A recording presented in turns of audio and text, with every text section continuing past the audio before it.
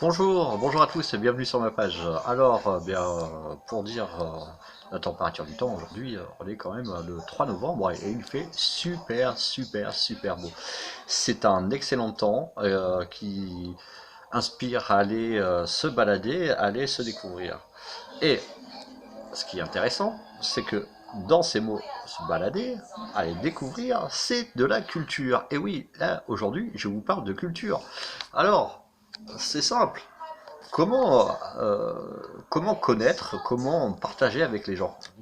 Aussi simplement que possible, c'est-à-dire d'aller rencontrer leur histoire, d'aller rencontrer leur milieu, d'aller sympathiser, de découvrir des produits locaux, le charme local et aussi les commerçants aussi qui produisent tel ou tel produit, le cidre, de la bière, aussi l'élevage l'élevage des bovins, etc., etc. Qu'est-ce que c'est aujourd'hui? Parce que c'est quand même une question forte. Euh, Qu'est-ce que c'est que la culture? De quoi parle-t-on quand on parle de culture? De quelle manière doit-on assimiler ce mot culturel? Un mot qui est quand même assez pluriel, dans le sens où la culture est assez vaste, elle a beaucoup d'entités. Et ce qui est intéressant, justement, c'est cela. C'est qu'est-ce que c'est que la France? La France est un pays multiculturel.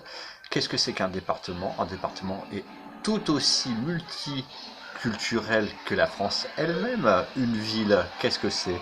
C'est une ville qui est aussi culturelle qu'un département, qu'un pays. Voilà ce que c'est. Et dans cette trilogie, en fait, il y a des trésors inestimables dans l'historique. Alors, là où je vais aussi m'étendre, c'est que la culture, la culture, c'est quelque chose de génial. La culture, vous la trouvez à travers les travaux des journalistes qui passent leur temps à rencontrer du monde, à faire des reportages donc justement sur les situations euh, locales, départementales, nationales, et tout ça, c'est aussi de la culture. Donc ces journalistes-là ont un travail énorme. Et nous, euh, les gens qui lisons en fait leurs travaux, on est aussi émerveillé de voir leur étonnement aussi et de voir aussi leurs travaux. Voilà, la culture, en fait, c'est ça. La culture est faite de rencontres, de masses de gens, de rencontres historiques, de rencontres donc de, de tout milieu. Voilà, c'est ce qui est important aujourd'hui. C'était cette question que je voulais établir. Qu'est-ce que c'est? Quel, quel est le point? Qu'est-ce que c'est? Qu'est-ce que c'est ce mot? La culture. C'est une chose qui est impalpable et qui est plein de richesses. Elle est ouverte et accessible à tous. Alors, aujourd'hui, ma question, eh bien oui, je suis arrivé en Haute-Normandie, donc je voulais un petit peu savoir un peu quel était un petit peu le registre normand, parce que la Normandie elle a un impact très important dans son histoire. Donc on va parler des Vikings, des hommes du Nord, des envahisseurs, parce que ce sont trois mots qui correspondent. On parle d'envahisseurs parce que la France, la Gaule se fait envahir des Vikings, des hommes du Nord. Donc tout ça, c'est une trilogie qui appartient de toute façon aux mêmes barbares qui ont fondé la Normandie. Eh bien oui, alors, culturellement, la Normandie, d'accord, on en discute, qu'est-ce que c'est? La Normandie, elle vend, bien avant qu'elle porte ce nom, Normandie, donc c'était la Neustrie. Voilà, la Neustrie, tout simplement, avec son duché, avec son contexte, etc. Et tout. Donc, je voulais savoir ce qui n'en était justement pour Fécamp, savoir que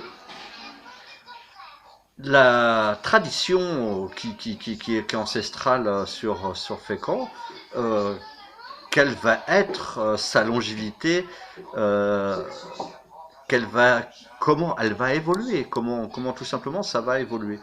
Pour moi, c'est très intéressant parce que dans le sens où on peut pas brider l'histoire, on peut pas brider non plus la culture, parce que c'est l'affaire de tous, c'est le sentiment de tout le monde de pouvoir accéder justement à tout ce milieu. Et voilà, je voulais savoir comment Fécamp va perdurer justement sa culture historique qui date de très très très loin et comment elle va le moderniser, comment elle va le remettre sur le terrain.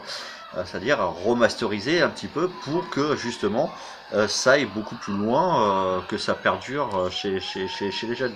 Alors je suis pas vieux et je suis passionné d'histoire, même je dirais les journalistes m'ont classé féru, mais ça c'est pas grave. Mais voilà, mon point c'est ça. Quelle va être la situation de modernité culturelle euh, qu'on va envoyer sur un tremplin pour pouvoir à l'avenir en faire quelque chose de plus moderne. Comment sortir de cet ancrage ancestral pour arriver à une étape moderne? C'est simplement cette question-là qui est intéressante pour moi. Alors, à travers mes travaux d'histoire, parce que oui, tout à fait, je fais euh, des travaux donc sur mes origines, puisque je suis franco-serbe, donc j'ai déjà réalisé en gros une première conférence donc sur ce sujet, donc pour la Première Guerre mondiale. Et la Normandie reste encore un pays avec beaucoup de surprises parce que on va vite le comprendre et je vais vite vous le faire entendre. C'est que l'histoire ne ment pas, qu'elle soit bien ou pas bien. Je pense et je pense fortement que dans l'avenir, dans la culture des plus jeunes, il est très profitable justement de leur faire entendre le contexte qu'il y a eu. Et simplement, la Haute-Normandie, me concernant pour mes relations franco-serbes, bénéficie et avec surprise d'une étape en 1916 sur les Petites Dalles, qui est quand même fantastique. C'est une histoire complètement fantastique parce que on se doute que la Première Guerre mondiale, ça a été un calvaire pour tous et pour tout le monde, c'est-à-dire les grosses puissances, les méchants. En fait, ils ont accaparé les petites nations pour les broyer. Donc oui, mais la Serbie, elle a fallu aussi qu'elle puisse se défendre. Et la Serbie, c'est aussi grand que la capitale, c'est-à-dire la capitale de France, Paris. Hein, c'est un pays qui est aussi grand et pas plus grand. Et donc, elle réussit à le percer. La Serbie réussit à passer malgré l'ultimatum et tout, etc. Elle réussit à percer donc l'Empire austro-hongrois, qui, de toute façon, l'Empire austro-hongrois n'en reste pas là. Elle dit attention, messieurs, vous allez vous en prendre plein la figure. Et c'est ce qui s'est passé. Donc, du coup, les Serbes ont dû traverser l'Albanie, là où ils se sont fait dépouiller. Et c'était plus de 100 pertes d'hommes, d'enfants et de femmes par jour. Donc voilà, et qu'est-ce que va faire la France? Eh bien la France, et là c'est ce qui est très important dans l'impact culturel, la France va soutenir justement son allié, la Serbie, et va organiser alors donc une aide humanitaire, un maintien humanitaire et le renvoi des troupes, etc.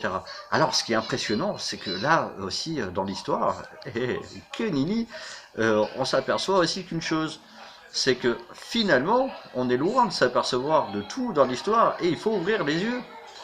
À Fécamp, il y avait beaucoup de petits mousses qui avaient besoin d'expérience. Donc, de là, on les envoyait justement à Nice, à Toulon, hein, Marseille, pour les départs, pour Corfou, donc pour les Dardanelles. Et ce passage-là reste encore pas accompli. En fait, c'est tellement loin que les gens aujourd'hui, non, non, ouais, c'est fini, stop, on veut plus savoir. Mais c'est de la culture. C'est une page de l'histoire qui est très très très très intéressante. Qu'est-ce qu'ils ont fait? Qu'est-ce qu'ont fait les Serbes? Ben, les Serbes ont beaucoup remercié donc cette aide. Donc ils ont réussi à combattre avec en même temps et avec les Français. Donc on les a appelés les Bleuets, tout simplement. Et ils ont combattu avec les Français qui dit voilà, les Français, les Serbes, on a cru que vous nous auriez laissé tomber pendant le combat. En fait, non, non, du tout. En fait, les Français, les poilus français ont été très contents de s'apercevoir, et donc même Saint-Cyr d'école a pu s'apercevoir de la tactique de frappe, de la logique de guerre, de la logique de bataille des Serbes. Et là, les poilus français, les généraux, diront ah mais les Serbes, voilà, vous êtes comme ça. Donc bah, c'est parfait. Voilà, bah, je vous remercie beaucoup déjà pour cette fameuse page, pour cette vidéo. Donc on en reparlera un petit peu plus tard, les Serbes, etc. Parce qu'il y aura encore d'autres vidéos dessus. Mais tout au plus, vous voyez qu'aujourd'hui, au 3 novembre, eh bien oui, il existe bien, oh là là, il existe bien des endroits où les colonies serbes ont profité. Alors tout ça, c'est quand même de la culture. Voilà, c'est de l'histoire. C'est des choses qu'il ne faut pas oublier parce que finalement, on n'a pas le droit d'oublier nos anciens. Les anciens ont beaucoup à dire. Alors, dans chaque milieu rural, on va dire, les gens s'ouvrent ou les gens ne s'ouvrent pas. Ça dépend, ça dépend plus ou moins la facilité dont ils vont vouloir livrer un petit peu leur bataille pour avoir justement des points de témoignage pour recouper les informations historiques.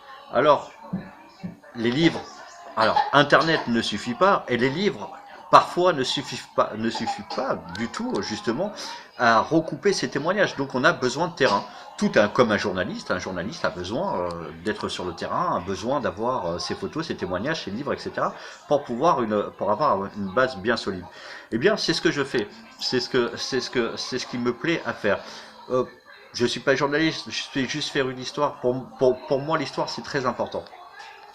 Voilà donc ce qui était le point de culture que je voulais développer avec vous, savoir ce qu'il en était, ce que c'est, et tout autour de vous, comme il fait beau aujourd'hui, profitez, découvrez, chaque monument a son mot à dire, il suffit juste d'y jeter un petit coup d'œil et de pouvoir s'adresser à la localité et de savoir un petit peu quelle est la vie que nos ancêtres ont menée. Hein, ça, c'est la colonne vertébrale culturelle. Voilà, elle a besoin d'être modernisée aujourd'hui. C'est ce que je fais. Voilà, un gros bisou à tous, une bonne journée.